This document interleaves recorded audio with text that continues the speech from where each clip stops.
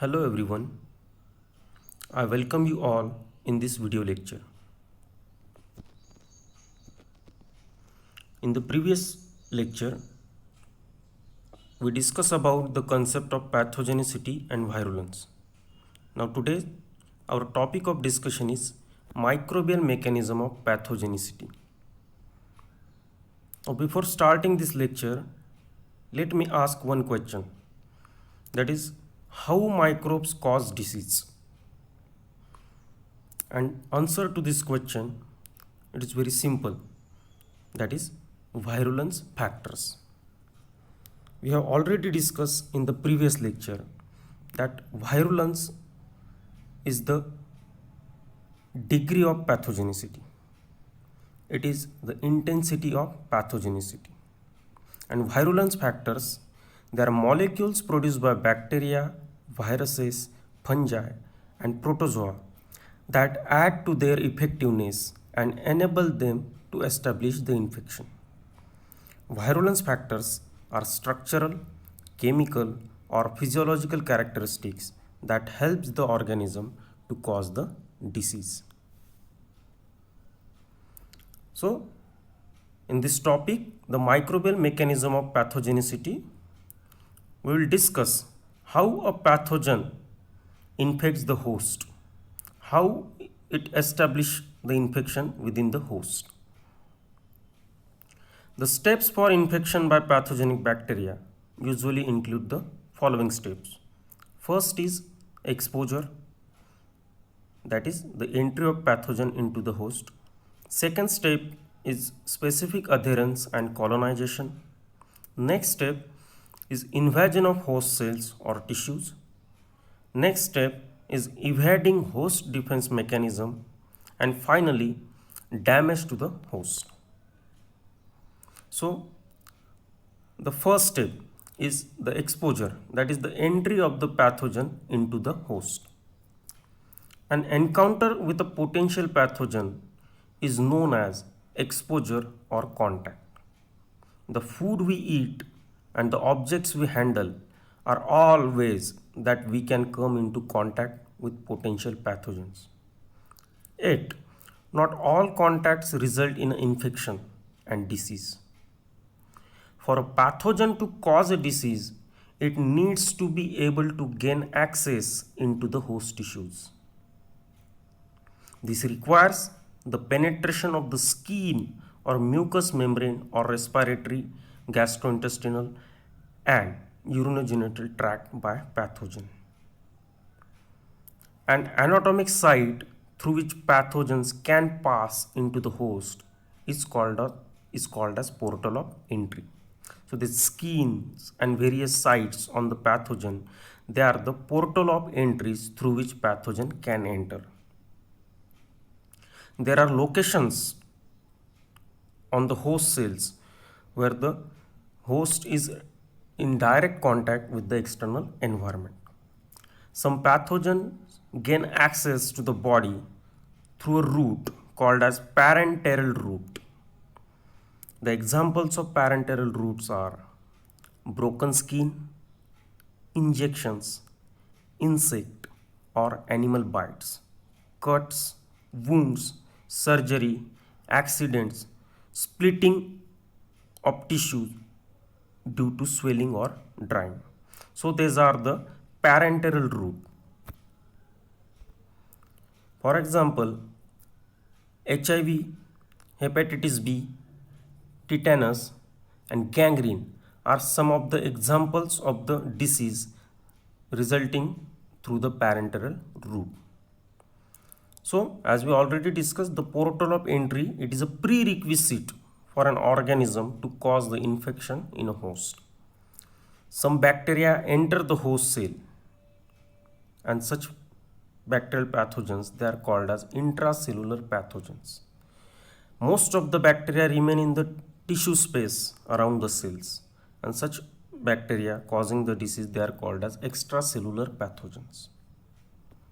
So this is the diagram which explains the probable routes through which pathogen can enter inside the host cells. That is, they are the various portals of entries. So eye, that is conjunctiva. Through eye, many pathogens can enter.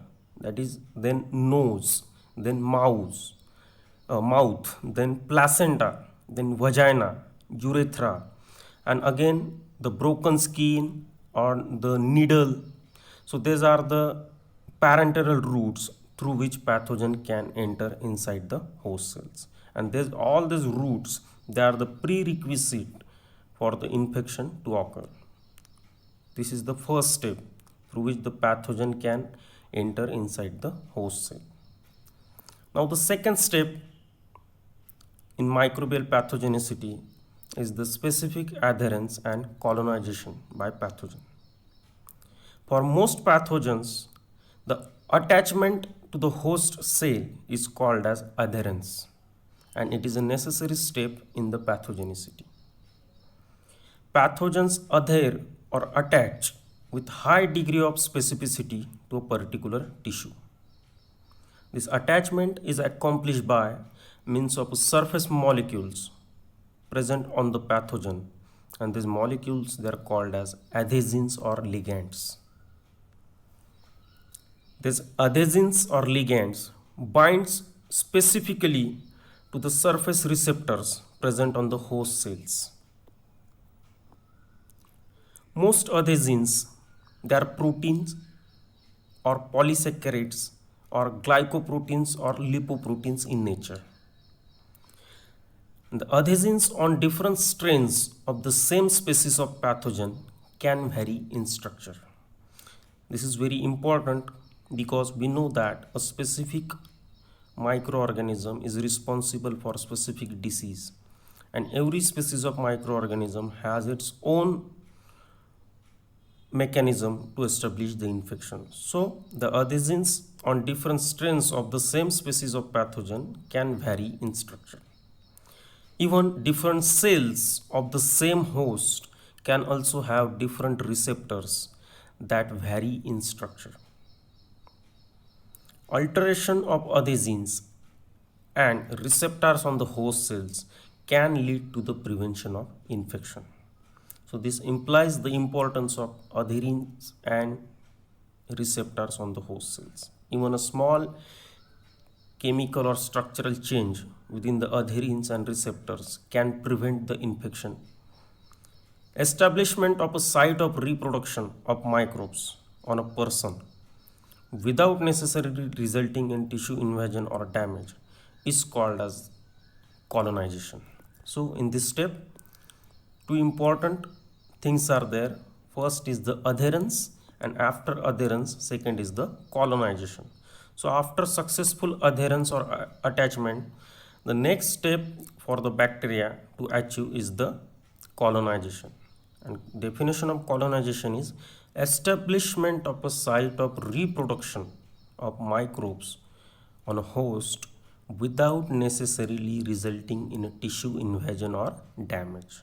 So till this step, the microbe or the pathogen attached to the host, and then it establish its reproduction site over the host, but it not necessarily results in a tissue invasion or damage.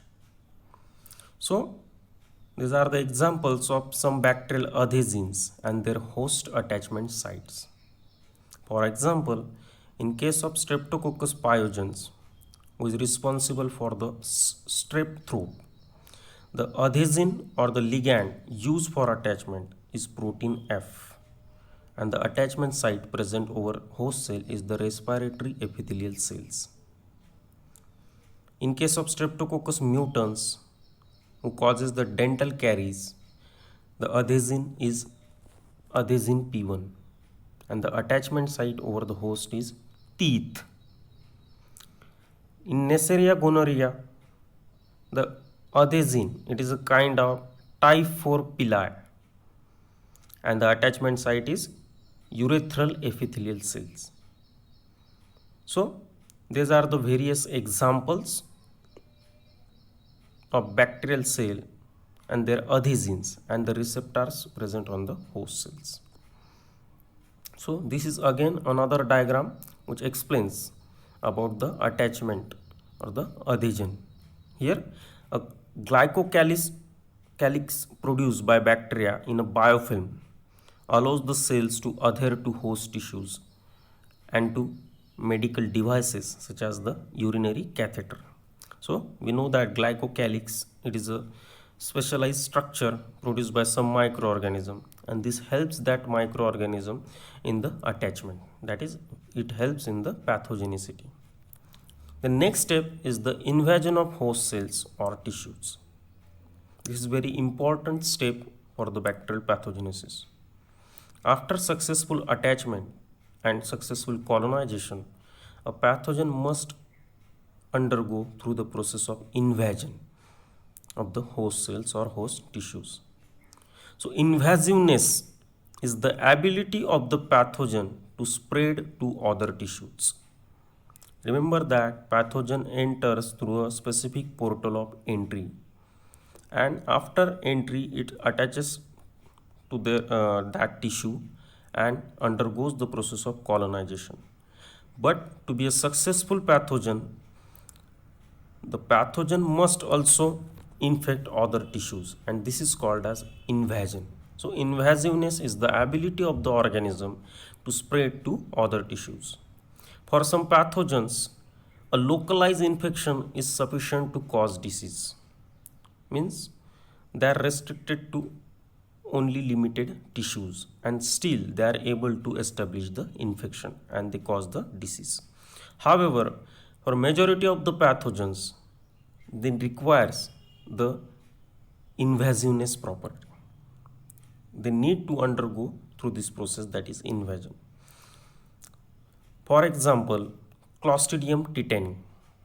It produces a variety of virulence factors, for example, toxins and proteolytic enzymes.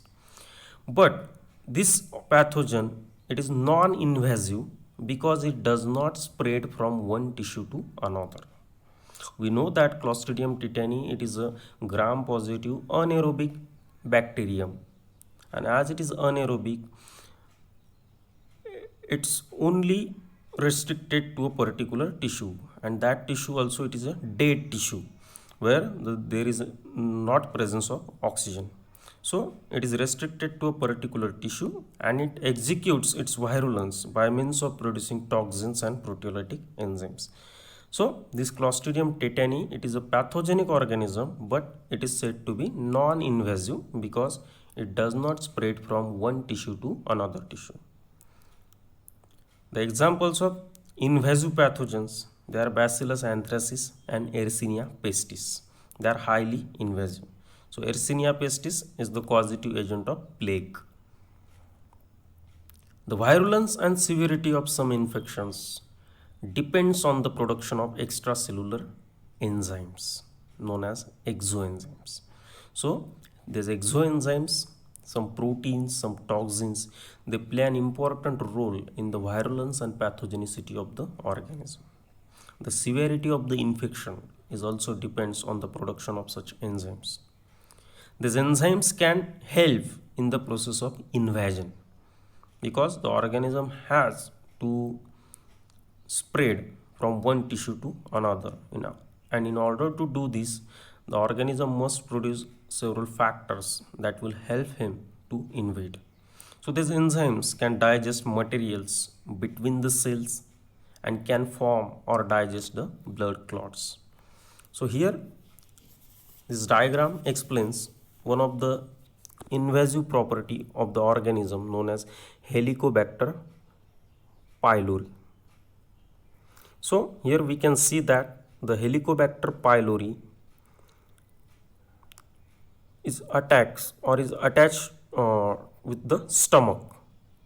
So contact with stomach acids keeps the mucin lining of the stomach epithelial cells layer in a spongy or gel-like state, and this consistency is impermeable to the Helicobacter pylori.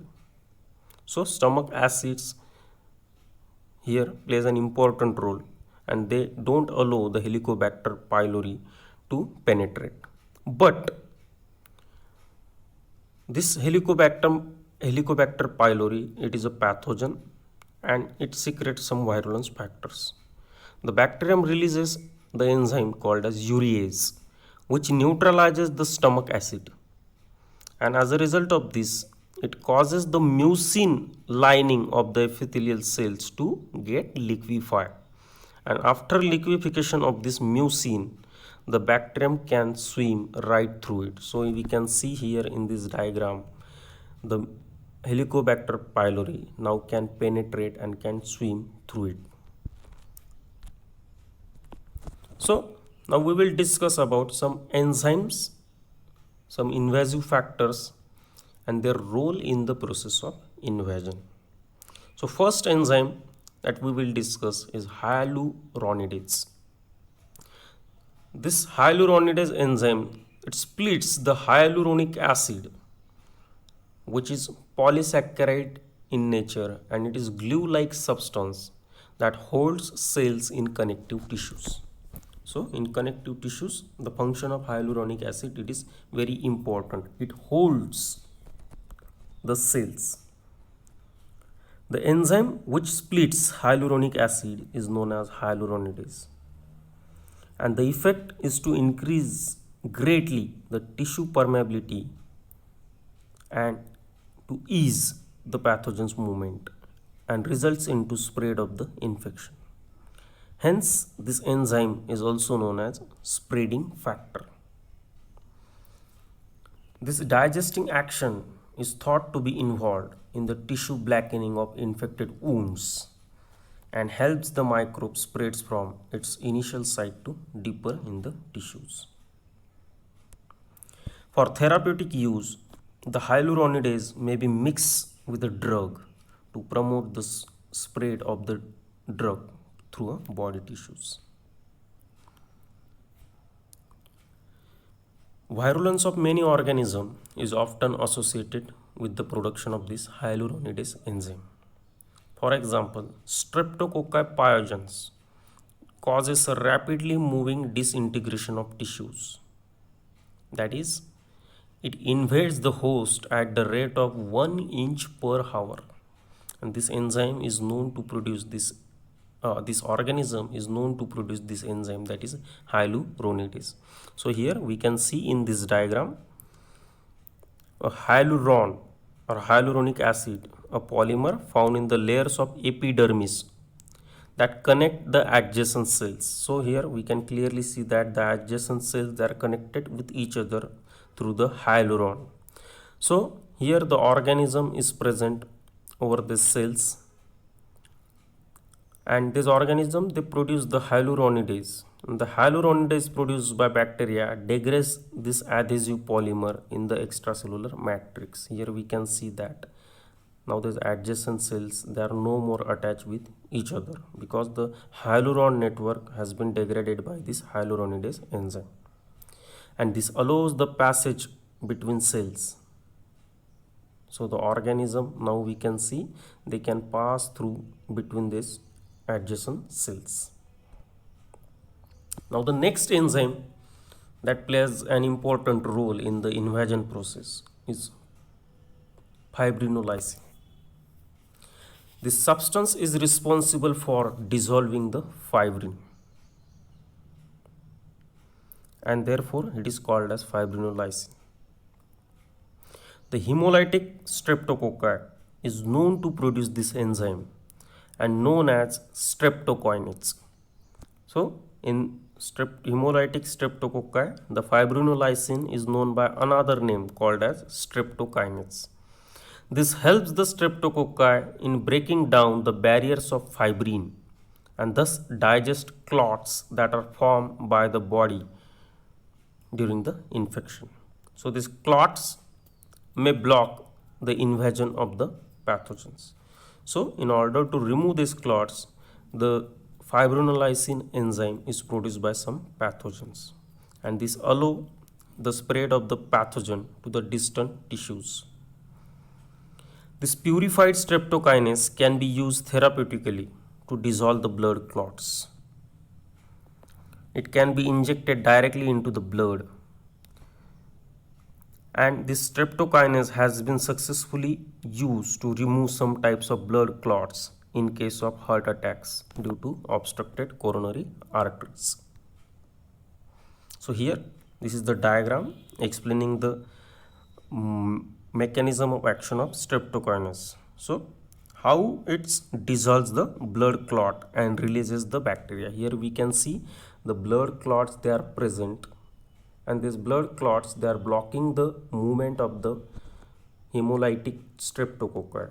So in order to invade, in order to spread to other tissues, this blood clots must be removed. So hemolytic streptococci produces streptokinase, and this streptokinase removes the blood clots by degrading the fibrin, and here we can see the bacteria now can move further.